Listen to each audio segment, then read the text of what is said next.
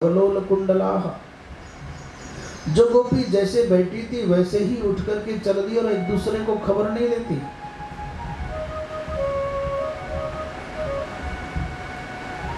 संतों ने कहा भगवान का स्मरण करने से तो काम का शमन होता है, परंतु यहाँ तो काम का वर्धन हो रहा है। बोले निशम्य गीतम तद अनंग वर्धनम अनंगो वै कामः। बोले भगवान चाहते हैं कि संसार में, इस कामदेव ने संसार में सब बड़े बड़े योद्धाओं को, वीरों को पराजित किया। इसका अहंकार बढ़ गया है, इसलिए अहंकार का दलन करने के लिए, कंदर्प के दर्प का दलन करने के लिए, मनमथ के मन का मंथन करने के लिए, जो मनमथ माने कामदेव है, उस कामदेव के मन का भी मंथन करने के लिए, कंदर्प के दर्प का दलन करने के लिए भगवान कृष्ण ने उसको पहलवान बनाया, उसको सामर्थ्य देकर के खड़ा किया। बोले आओ मैदान में आओ।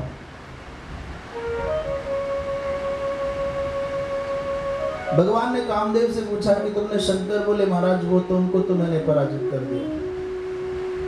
क्रुद्ध होकर के शंकर ने मुझको जलाया, परंतु पराजित नहीं कर सके। और ब्रह्मा जी महाराज को तो मैंने कितने बार पटकनी दी। इंद्रादिक देवताओं की तो कोई गणना ही नहीं है। विश्वामित्र पराशर प्रभृतयो, ये बड़े बड़े अमलात्मा विमलात्मा महात्मा जो पर्वतों की कंदराओं में तप करते हैं, ये भी मेरी सीमा के अंदर ही अंदर है। बातांबु पर्णासनाः तेपि स्त्री मुख पंकजम सुललितम दृष्ट्वैव मोहं गताः। भगवान कृष्ण से दो दो हाथ करने की भावना से कामदेव सामने आया और भगवान ने कहा कि कहो युद्ध हमारा तुम्हारा होगा तो दुर्ग में बैठ करके करें कि मैदान में। कामदेव ने कहा भगवान मैदान में युद्ध होना चाहिए। इसलिए गोपांगनाओं के चित्त में काम की भावना को प्ररूढ़ करके, संबल दे करके, सशक्त बना करके भगवान ने युद्ध का मैदान चुना, दुर्ग में नहीं बैठे। जैसे ही भगवान कृष्ण ने बंसी का निनाद किया तो सुनते ही एक गोपी दूध निकाल रही थी।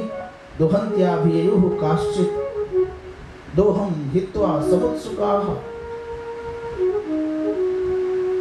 बाल्टी वही की वही रखी रह गई, दूध जितना निकला था उतना ही रह गया और बाल्टी को छोड़ करके, दूध दोहन छोड़ करके भाग चली।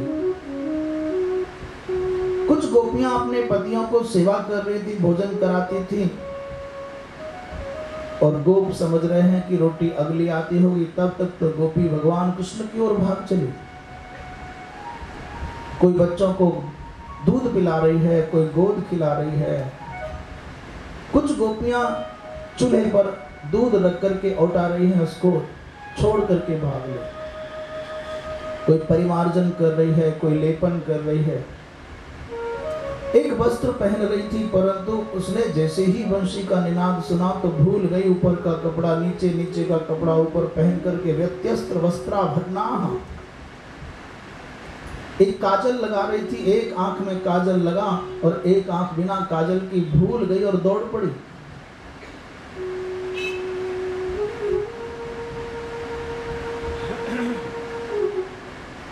और वास्तव में संसार की दृष्टि का जो श्रृंगार है वो भगवान के यहाँ काम नहीं आता। सज्जनों, तन की सुंदरता पतन की ओर ले जा सकती है, परंतु मन की सुंदरता भगवान की ओर ले जाएगी। हमारा तन सुंदर हो न हो कोई बात नहीं, पर हमारा मन सुंदर होना चाहिए।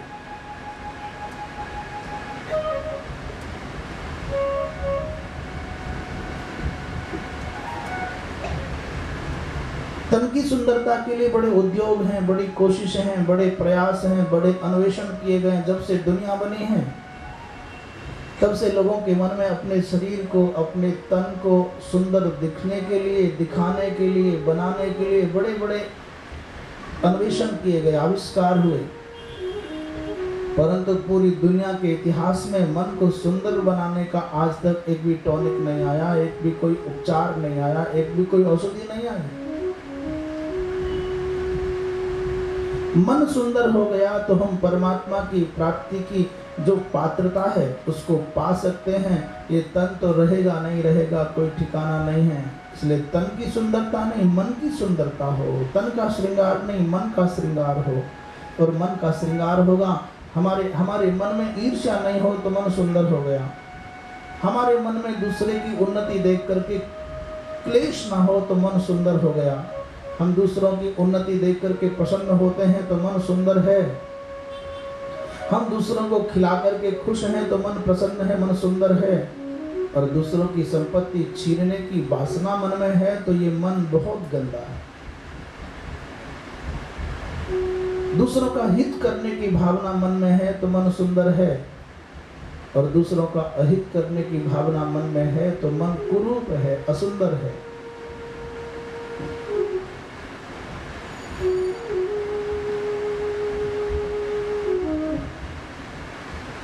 इन गोपांगनाओं के तन के श्रृंगार, इनके शरीर की सुंदरता का कोई महत्व तो नहीं है और ना इनको कोई परवाह है। दुनिया हंसती हो तो हंसे। ये जानती हैं कि हमारे मदन मोहन को हमारे मन की परवाह है, हमारे तन की परवाह नहीं।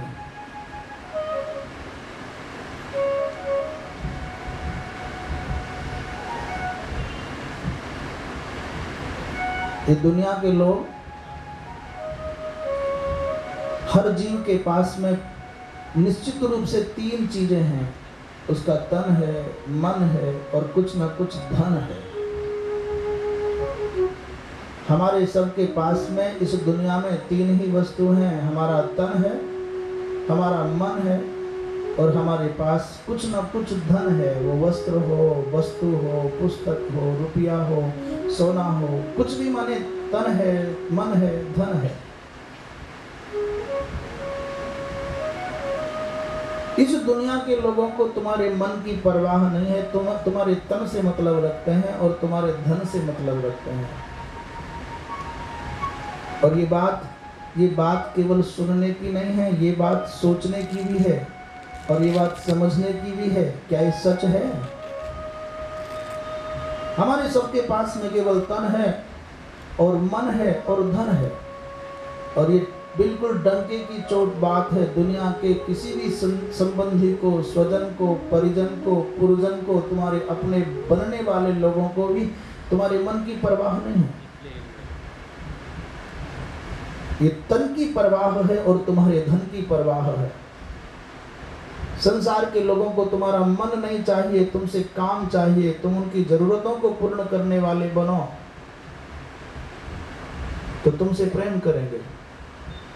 और ठाकुर जी को, भगवान को तुम्हारे तन और धन की परवाह नहीं है, आवश्यकता नहीं है। वो चाहता है केवल मन हमको दो, और हम इतने अभागे हैं, धन और तन भगवान को दिखाने का नाटक करते हैं और मन संसार में लगा करके रखते हैं। उल्टे चल रहे हैं। मदन मोहन को मन की आवश्यकता है, उसको मन नहीं देते, और संसार को तन और धन की आवश्यकता है, इनको तन और धन नहीं देते। कैसे होगा?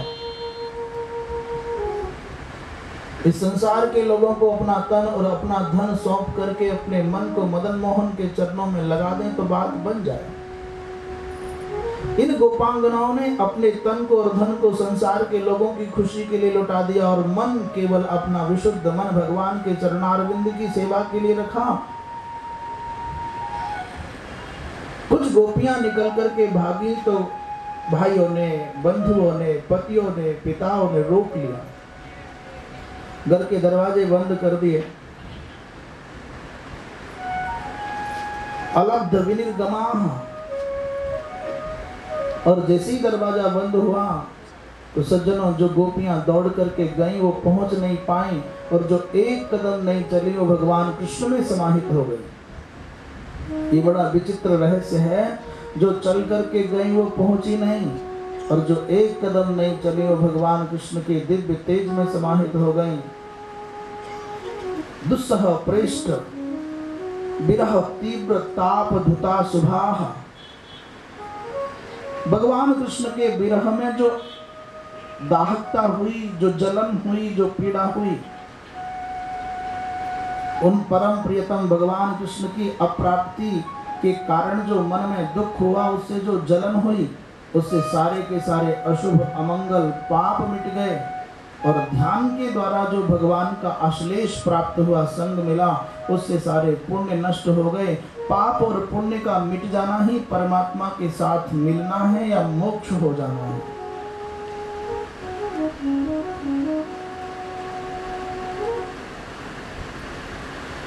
शुभ और अशुभ दोनों प्रकार के कर्मों का समन हो गया। भगवान कृष्ण में वह गोपी ध्यान के माध्यम से विलीन हो गई, मिल गई, आत्मसात हो गई।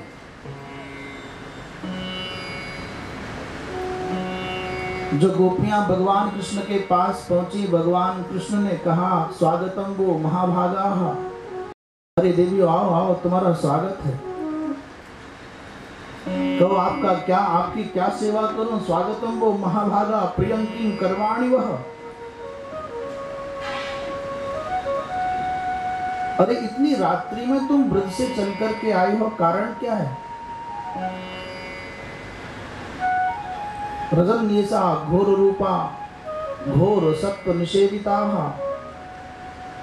एक बड़ी भयंकर रात्रि है, इसमें बड़े बड़े भयंकर जीव भ्रमण करते हैं। भले घर की माताओं को रात्रि में घर नहीं छोड़ना चाहिए। अच्छा, तुम लोगों ने मन में सोचा होगा कि पूर्णिमा की रात्रि में यमुना का किनारा कितना शोभित होता है, राकेश कर रंजितम। चंद्रमा की किरणों से शोभित नदी के किनारे को देखने के लिए आई, तुमने देख लिया ना? दृष्टम वनम कुसुमितम राकेश कर रंजितम। इसलिए देर मत करो, जल्दी घर चले जाओ। तुम्हारे घर के लोग, भाई बंधु लोग तुमको खोजते होंगे, दुखी होते होंगे। देखो मैं तुमको सत्य कहता हूं, पति अच्छा हो या बुरा हो, दुर्भग हो, दुश्शील हो, जड़ हो, अंधा हो, पंगु हो, पति कितना भी बुरा हो, परंतु सती साध्वी स्त्री को अपने पति का परित्याग नहीं करना चाहिए।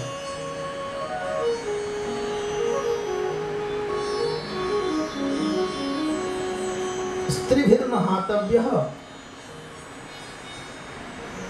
सती साध्वी स्त्री को अपने पति का परित्याग नहीं करना चाहिए। तुम जाओ, लौट जाओ, अन्यथा अस्वर्ग्यम असस्यं च अयशस्यं च फल्गु कृच्छ्रम भयापहम जुगुप्सितम च सर्वत्र औपपत्यम कुलस्त्रियः। इससे स्वर्ग नहीं मिलता, इससे यश नहीं बढ़ता है। तो मेरी बात मानो, लौट जाओ घर को।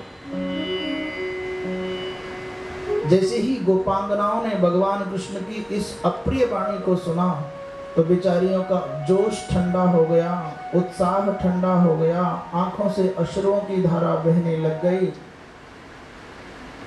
कोई अपने पैरों के अंगूठे से जमीन को कुरेदने लग गई।